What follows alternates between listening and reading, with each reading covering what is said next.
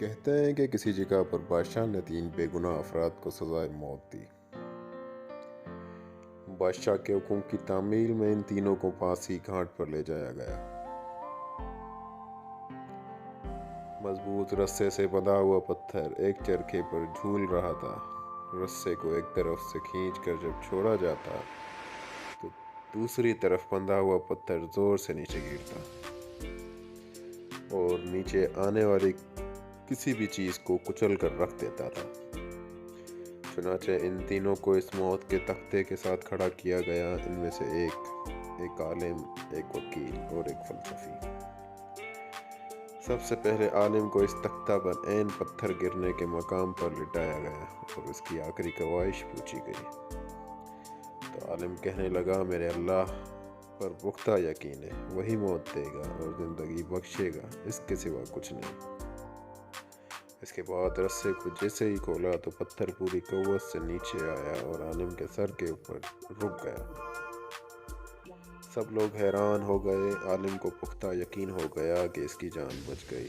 اسے واپس بلا لیا گیا۔ اس کے بعد وکیل کی باری تھی۔ اس کو بھی تختہ دار پر لٹا کر جب آخری خواہش پوچھی گئی تو وہ کہنے لگا، میں حق اور سچ کا وکیل ہوں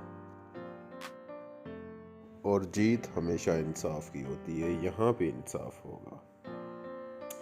اس کے بعد رسے کو دوبارہ کھولا گیا، پھر پتھر پوری قوت سے نیچے آیا اور اس بار بھی وکیل کے سر پر پہنچ کر رک گیا۔ پھانسی دینے والے اس انصاف سے حیران رہ گئے اور وکیل کی جان بھی بچ گئی۔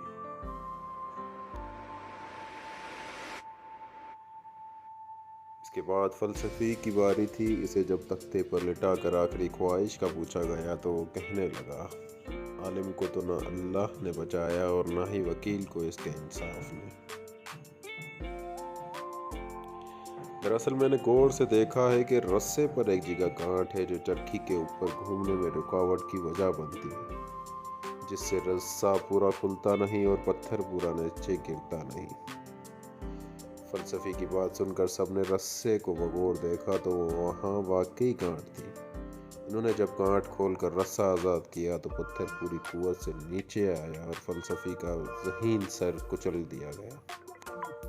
بعض اوقات بہت کچھ جانتے ہوئے بھی منہ بند رکھنا حکمت میں شمار ہوتا ہے۔